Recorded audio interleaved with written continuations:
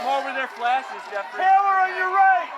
Everybody starting on the right, please. Thank you, thank you, thank you. Ladies, right here, ladies. Imagine it's July 4th, 2016, and you're scrolling Instagram. You land on the most iconic photo of the decade, Taylor Swift standing on the beach at her Rhode Island mansion, surrounded by 20 of the most famous women on the planet. Blake Lively, Gigi Hadid, Karlie Kloss, Cara Delevingne, Selena Gomez, the Haim sisters, Abigail Anderson, and a dozen more, all wearing matching red, white, and blue swimsuits, holding sparklers, laughing like they've cracked the code to eternal youth. Taylor captions it, "We'll be celebrating like this until we're 80. The post breaks the internet, racks up 20 million likes in a day, and becomes the defining image of female friendship in pop culture. Fans start calling them the Squad, write fan fiction about them, make mood boards, get tattoos of the date. Taylor even writes multiple songs about these exact women. Long Live gets reinterpreted as their anthem. What top secret thing would be? Oh.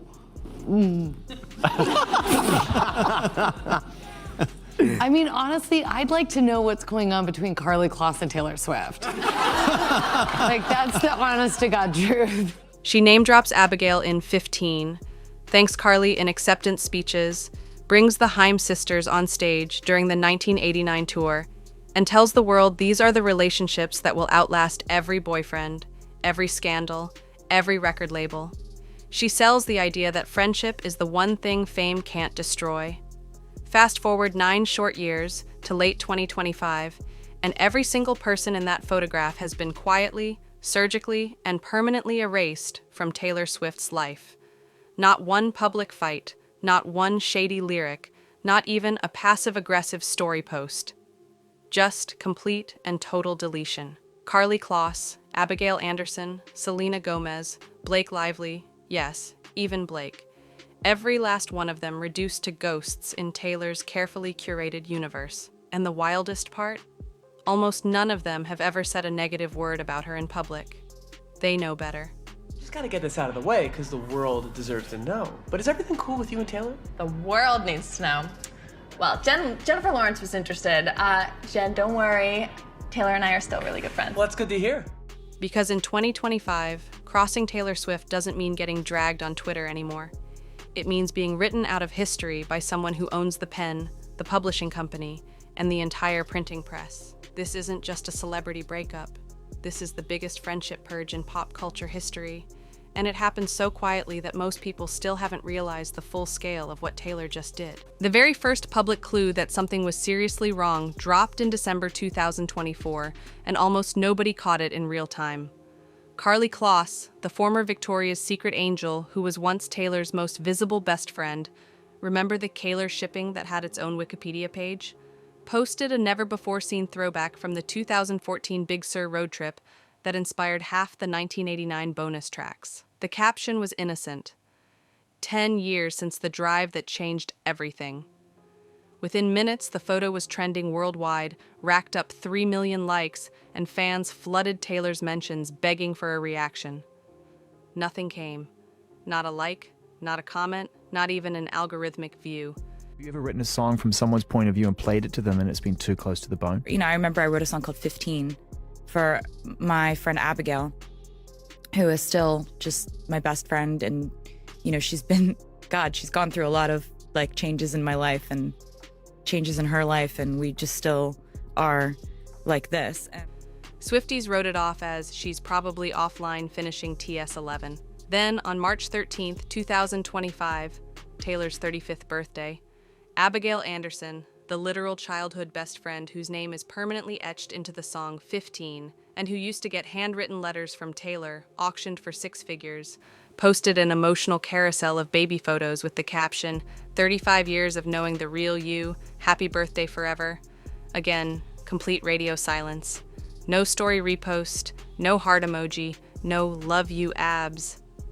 At that point, the hardcore fans started digging and uncovered something chilling. Taylor had stopped publicly interacting with Abigail almost 2 full years earlier, right after the final re-recording dropped. The birthday posts, the annual Christmas cards fans used to screenshot, The little coded lyrics everyone analyzed, all gone. The woman Taylor once flew to Pennsylvania to surprise on her wedding day had been quietly unfollowed on every private account and removed from every approved follow list.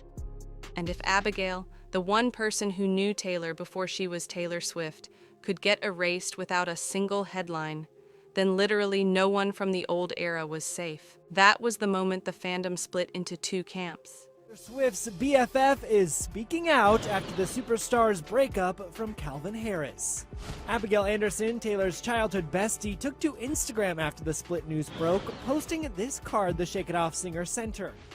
The ones who pretended not to see it, and the ones who realized the entire squad mythology Taylor spent a decade building was about to be burned to the ground with surgical precision. The actual breaking point, the weekend that ended everything, happened in complete secrecy over Thanksgiving 2024 at Taylor's Nashville farm, and only a handful of people have ever talked about it off the record. 8 of the original squad were invited for what was billed as the ultimate victory celebration. The re-recording project was finally finished. Every master was hers. The Eras Tour had grossed over $2 billion, and Taylor wanted to toast the people who had been there since the beginning. Private jets landed at a tiny airstrip 30 minutes from the property. Phones were collected at the gate, standard protocol. And for the first 24 hours, it really did feel like 2015 again.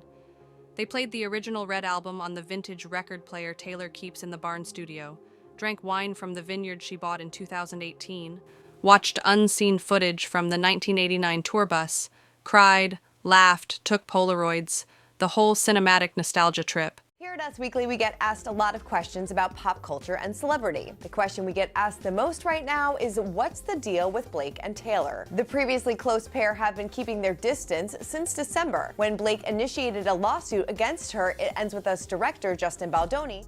But Saturday morning over brunch, everything flipped.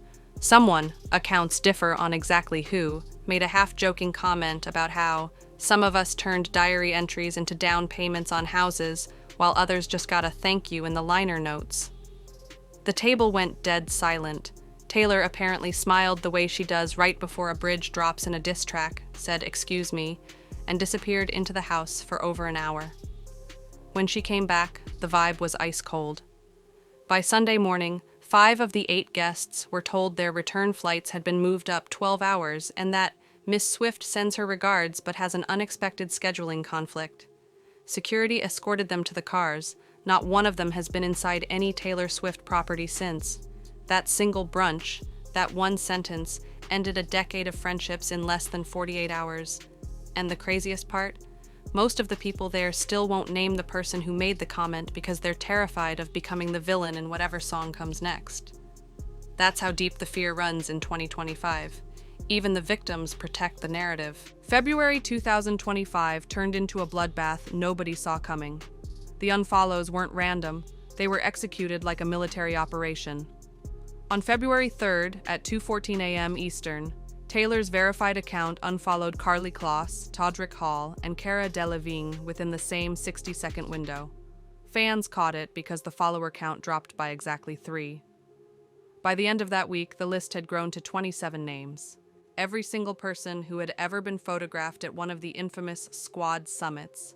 Every backup dancer who had a featured moment on the 1989 or Reputation tours. Even the stylist who had been with her since 2008 and still had "sister" in her Instagram bio. I know, I already know this. Is nobody else just curious? It's keeping me up at night. What happened? T-Pain, Taylor's publicist of almost 15 years, reportedly circulated an internal spreadsheet titled Risk Level Pre-TS12 that ranked every former associate from green to red based on 3 columns.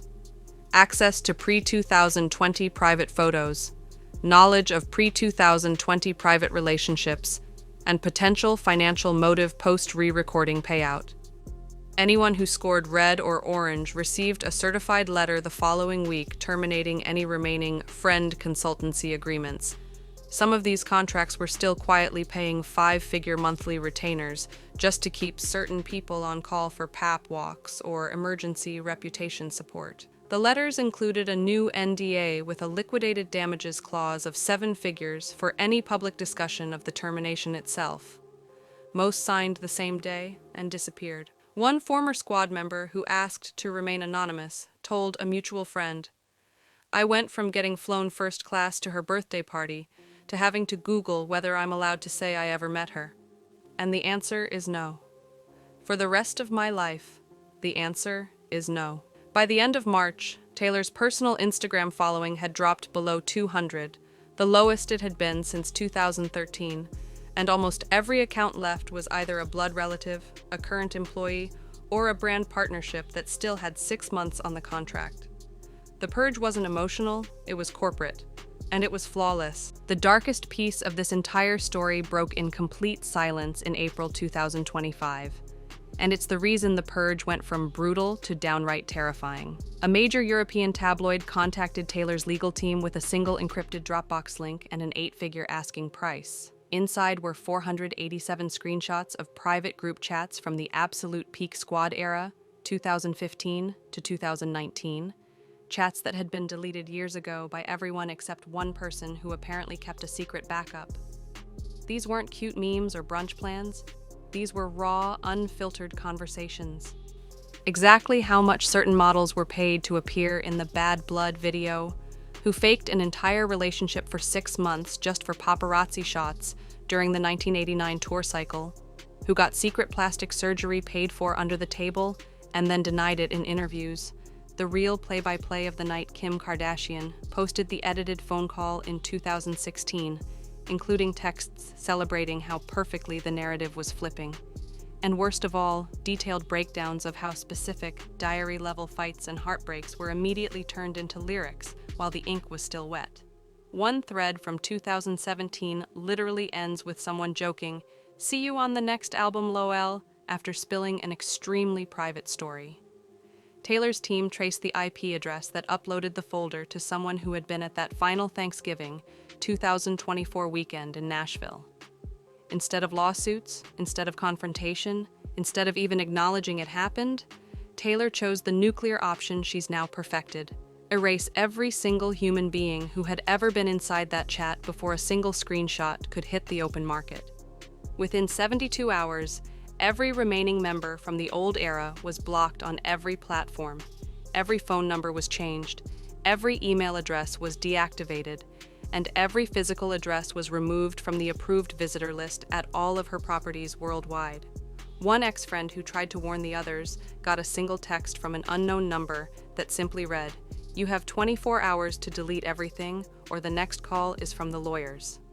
By the time the tabloid realized their cellar had gone dark, the trail was ice cold, and every potential source had been terrified into permanent silence. That Dropbox folder is the real reason the squad didn't just fade away. It got buried alive. And here's the part that should honestly chill every single person who still thinks Taylor Swift is just a relatable girl with a guitar. This wasn't the first purge, and unless something catastrophic happens, it won't be the last. Look at the pattern, and it's crystal clear. After Fearless, she quietly dropped almost every high school friend who knew her before the fame. After Red, she ghosted half the Nashville songwriting circle that helped her craft the early hits. After 1989, the entire Calvin Harris-Tom Hiddleston orbit vanished overnight. After Reputation, anyone who had even peripheral knowledge of the Kimye phone call was written out of the story like they never existed. After the Masters War, she did another sweep of anyone who had ever worked for Big Machine. And now, after finally owning every lyric, every master, every penny of her first 6 albums, she just executed the deepest, cleanest cut of her entire career. The only people still standing in her real life in late 2025 are Jack Antonoff, who's basically family at this point, Blake Lively and Ryan Reynolds, who reportedly signed fresh NDAs thicker than a phone book after the purge, her immediate blood relatives, and a rotating staff of about 40 employees who aren't allowed to speak to her unless spoken to first. Even Selena Gomez is hanging by a thread. Their last public interaction was a contractually required rare beauty repost in June that got exactly 11 likes from Taylor's team before it was archived. Multiple insiders say the next album, the one she's already recording in total secrecy, has the working title The X-Files, and contains at least 7 tracks with lyrics so surgically specific that anyone from the old squad will know exactly who inspired every single line the second the song drops. She's not just closing the chapter, she's mining the wreckage for one final billion-stream masterpiece on her terms, with zero possibility of rebuttal. Because Taylor Swift figured out a long time ago that the only way to stay the biggest pop star on earth is to make sure nobody, absolutely nobody, ever knows the real her except the version she sells to 100 million fans. So the next time you watch her on stage crying about how her fans are her only real friends, understand she's not being humble, she's being brutally honest. The girl who taught an entire generation that friendship never goes out of style finally decided some friendships have an expiration date, and in 2025 she threw out the entire carton without ever looking back. Which one of them do you think got hurt the worst? Karlie? Abigail? Drop it in the comments right now. Smash the like button if you want more 15-minute deep dives like this every single week. Subscribe and turn on notifications so you never miss the next one, and I'll see you in the next video.